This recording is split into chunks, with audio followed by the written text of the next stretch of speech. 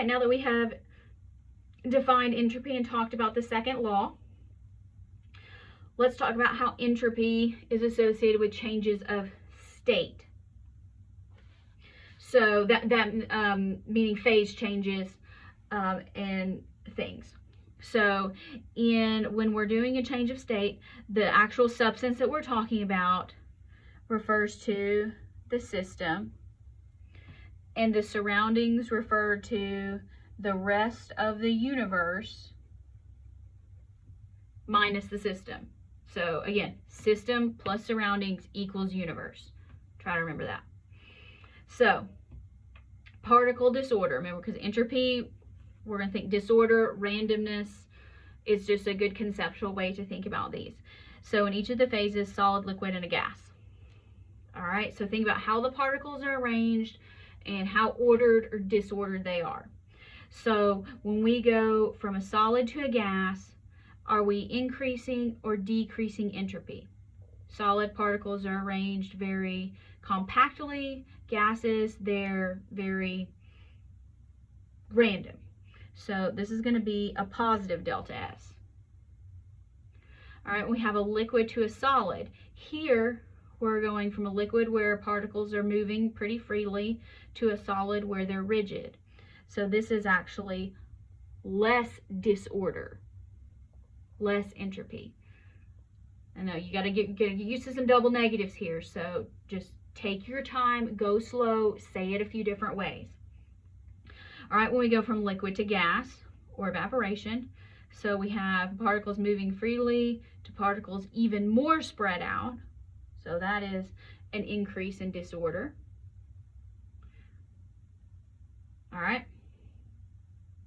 Here, now this is a little bit different. We have 2 moles of dinitrogen monoxide decomposing to 2 moles of nitrogen gas and 1 mole of oxygen gas.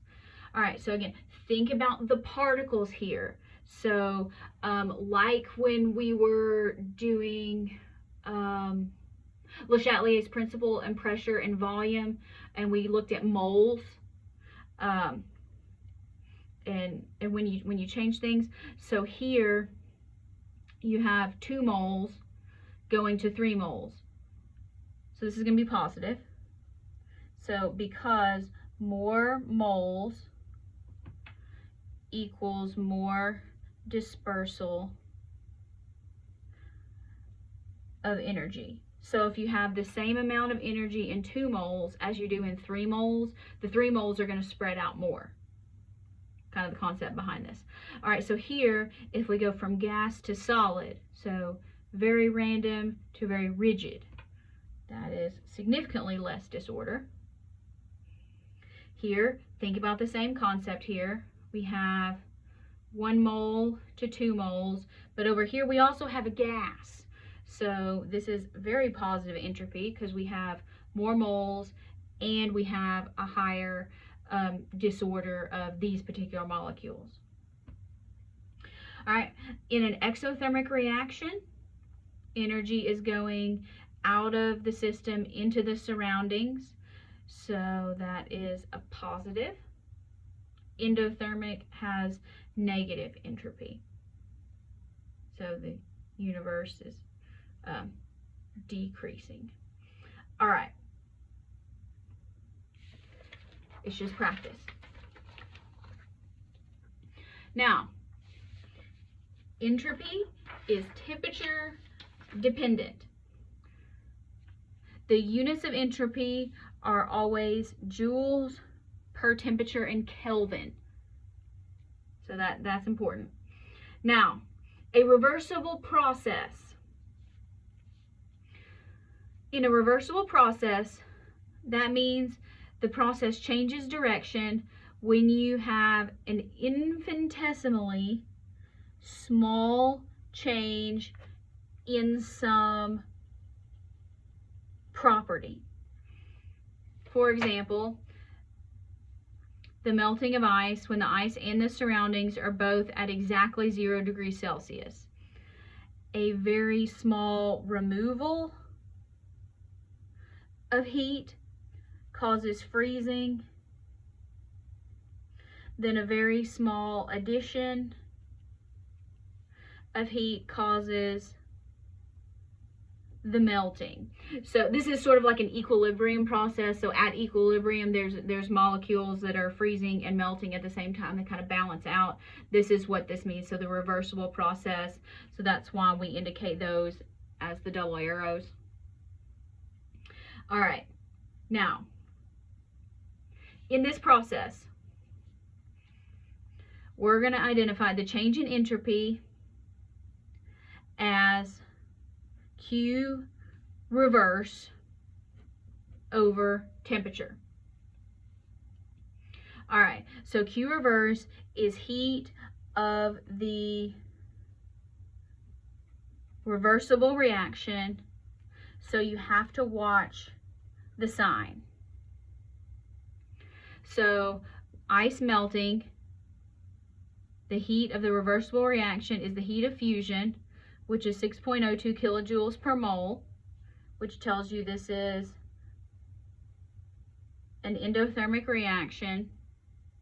The temperature at which this occurs is 273 kelvins. So delta S is 6.02 times, remember we want joules per Kelvin, times 10 to the third. So convert from kilojoules to joules first. Joules per mole divided by 273 kelvins. And here we're going to have 1 mole because we want to get rid of those.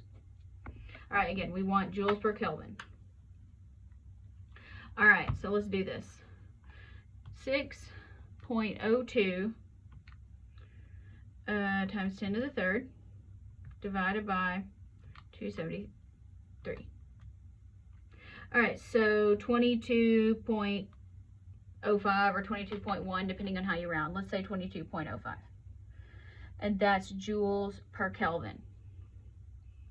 Now, the sign on this is positive. So this is positive. And you know what? That is what we expect for the transition when we go from a solid to a liquid, because entropy is increasing, go from organized to more random. Entropy is positive, likely a spontaneous type of reaction. All right, let's talk about water that freezes. It's the opposite. So delta S would be the opposite, negative 6.02 times 10 to the third joules per mole. Still the same temperature, 273 Kelvin. Get rid of the mole. So here we're going to have negative 22.05 joules per Kelvin. Negative entropy, entropy is decreasing because here we're going from liquid to solid. It is not spontaneous, even though it's exothermic. All right. So again, it seems kind of backwards, but if you think about it in terms of particles, it makes sense. So think about it in terms of what are the particles, what are the molecules doing, how are they behaving, are they more or less ordered compared to how they started. All right, so let's try this. Let's do a little bit of math. Let's calculate the change in entropy in the system when we have 25 grams of water and it is going to condense from a gas to a liquid at the normal boiling point of water, which is 100 degrees Celsius. The heat of vaporization is 40.7 kilojoules per mole. All right, so we know that delta S equals heat of the reverse over temperature in Kelvin. So we want joules per Kelvin. All right, so remember, heat of vaporization represents liquid to gas. So this says condensation. So when we condense, we're going negative 40.7 times 1,000 joules per mole. So, because we're going from gas to liquid, so here, that means we are releasing heat. Divided by temperature. Temperature has to be in Kelvin. So 100, so that'd be what, 373? So let's add 273. 373 Kelvin. What else do we know about this? Oh, we have 25 grams. So we don't have 1 mole. Here, I should probably, let me do this. Let's do it this way. Here we know that 1 mole of water is what, 18.02 grams. If you don't believe me, use your periodic table. And then we have 25 grams of water. So, unit that way. Here, if you want me to do it according to my preferred factor label method, I'll write it out this way. 25 grams, 18.02 grams per mole, negative 40.7 times 1,000 joules per mole. And then we want to divide by 373 kelvins. So if you prefer that line of calculation, or you can do it up here, this is going to work out. You're still going to end up with joules per Kelvin. So, going to get the same answer. It's going to be the right answer. So let's go with 25 times negative 40.7. Remember to type in the negatives here. Times 1,000. Divide by 18.02. Divide by 373. All right. So I got negative 151.4 joules per Kelvin. Same way up here. Again, how you do your math doesn't really matter. Just make sure you get there. Follow your units. Units matter. Okay, so here, this is not spontaneous, which makes sense because we're going from a gas to a liquid. Particles are getting more ordered. Turn the page.